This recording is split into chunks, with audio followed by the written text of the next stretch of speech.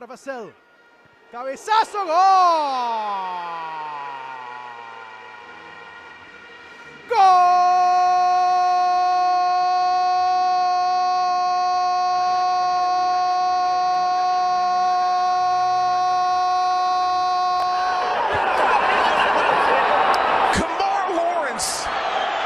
The man for New York Red Bulls, driving it around the wall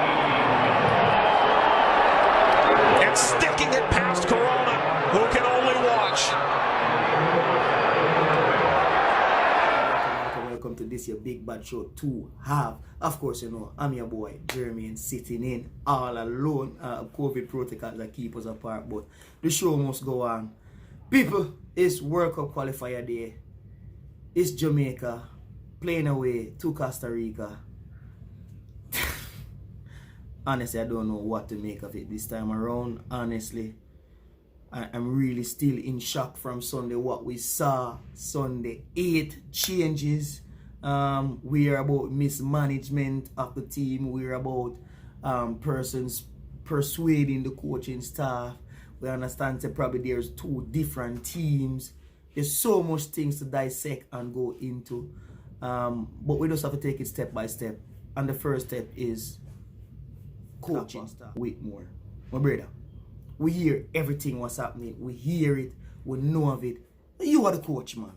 You are the coach. Me as a little bird brain coach, I know that. If me there on a system and me can have my identity and my imprint on the team, then probably a time for me leave. I know, brother, and not tell yourself you leave your job. And not tell you to do that. Because nobody else not going to pay you. So stay there until.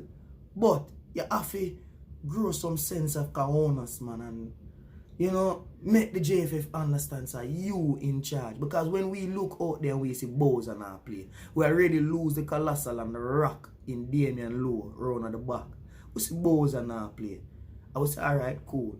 We understand you're probably going to use altitude and because the English-based players can't go play over in Costa Rica.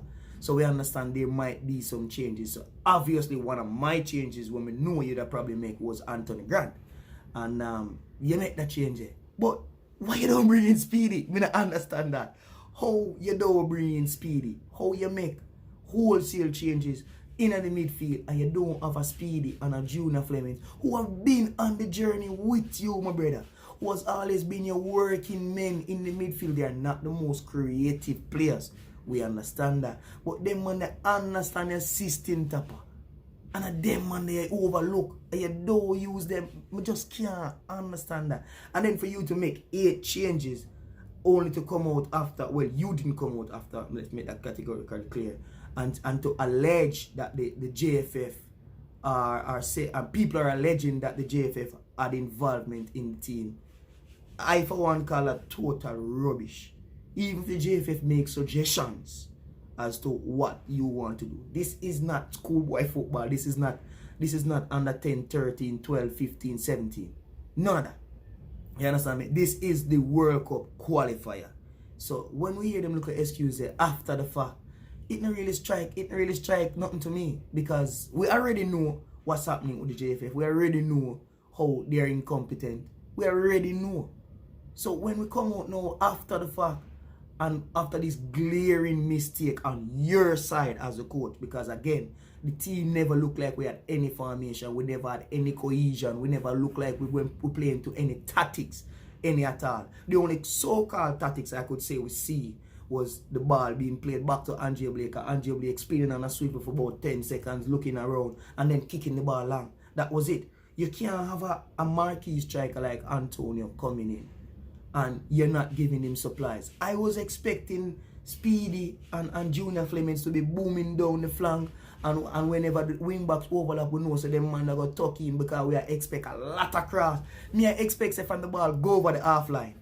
We are look for play ball down the channel and cross it. Or even better yet, as it go over the half line, we are look for fling one at the box for Antonio head. That's what we were expecting. There was no midfield at all. I think we played like with at least 4 or 5 strikers in different positions. And I think that's where we lose out on it. It was a blatant disrespect in my view for leave out Shamar Nicholson because the man just scored over the Aztec. I think the last player to score over the Aztec would have been the Pearl. And we have Bowser now. Again, it was a losing effort, but this man scored a hat-trick, come back into the World Cup qualifier, score again for you. A pivotal goal at the time because it was an equalizing goal. And I know all the science and I know all of these things, but I'm telling you, the fact that you have him on the bench and the fact that you have other players just like him who were involved in the Mexican team on the bench, my brother, to bring them on after the fact when we're losing, then all the scientific evidence gone out the door. Nothing else no matter. Because you know what one scientific evidence would have proved that you can do? If you have them on the bench, that means they were available to start. You start them, man. Blow Panama out. Try win the game as early as possible. Then we bring in the Rufy and the Michelangelo. I wasn't even expecting Antonio to start. You know, and definitely if you start Antonio, you can't start Rufy. So, Tapper, you deserve a beating. Say that straight up. JFF, we already know what the JFF is all about, people. We already know. There's no surprises. Anybody who's surprised of what is happening, there was never ever a system in place from the JFF to say develop players or anything like that. Nothing. I won't even get into the JFF so much. So much just to say the JFF again show how incompetent they are in the fact that they allow the team to go over to Costa Rica only to find out that two of the players would have been deported. Really? Where is the management of the team? Who manage the team? Who look into the international affairs in terms of traveling and all of that? Who make sure everything is up to date and up and above table? Who make sure that all the relationships are met so it ensure that everything is smooth for the team? Listen, JFF, the team has struggled. We're going away to play almost the most pivotal game thus far in the road to qualifier. And you need to tell me, say, at the last minute, we still have players who almost get deported. That's when Minister of Sports and the Ministry of Foreign Affairs had to get involved. Forget the man them visa so them could have stayed in Costa Rica. Joe, at this stage in the World Cup, we're in crisis. And at this stage of the World Cup, this is what you guys are still allowing to happen. But again, I don't know who else is surprised by the JFF behavior. Who else? I remember when they dragged Damian Lowe and Taxi Lawrence and all of them and tried to make them out as Robin Hood, or Robin Hood in the bad way in terms of robbing the poor. Oh gosh, man.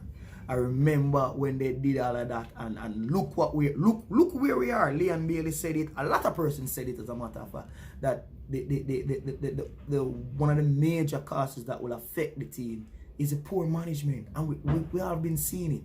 We've been seeing it. We've seen everything over the years, and it's just time. It's almost time. As a matter of fact, it can be today for me. But let's move on to the players and try to get some positivity into it, because at the end of the day, it's not all doom and gloom. It's really not. It's still 2 games. I think the only team out at 6 points is Mexico. I think the furthest team from us, we are on 0 points, but the furthest team from us is no doubt the closest team to us on points would be still 4 points. So it's still not far, I should say. 1 win today will put us up definitely above America if their result goes our preferable way, which is a draw or a lose. So, a win today can still, but come on, we're playing against Costa Rica. Costa Rica has not lost to us in the last 3 games. We were actually on the losing end against Costa Rica in the last 3 games.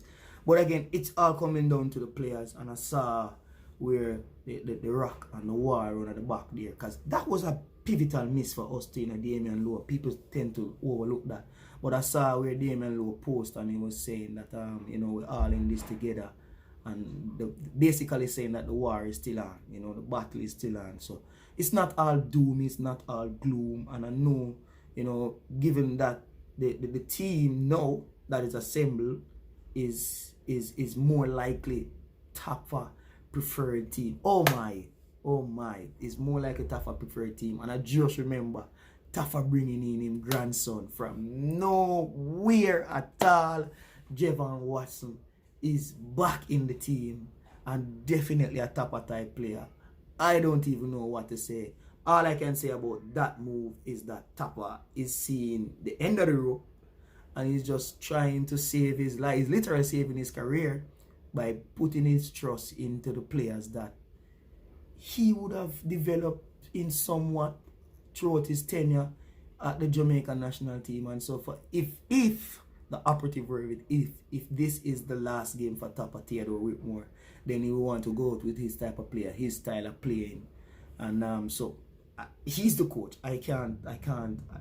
It's a no-brainer that we should never ever even be thinking about going back to Javon Watson. But Javon Watson is back in, and I say again, it's just the players that are there are all the players that we expect Tafa to utilize and has been utilized over his tenure as a coach. And so he's going back there, and I just think the players themselves will try their utmost best to put their nation in front of them and do do everything to try and achieve a favorable result.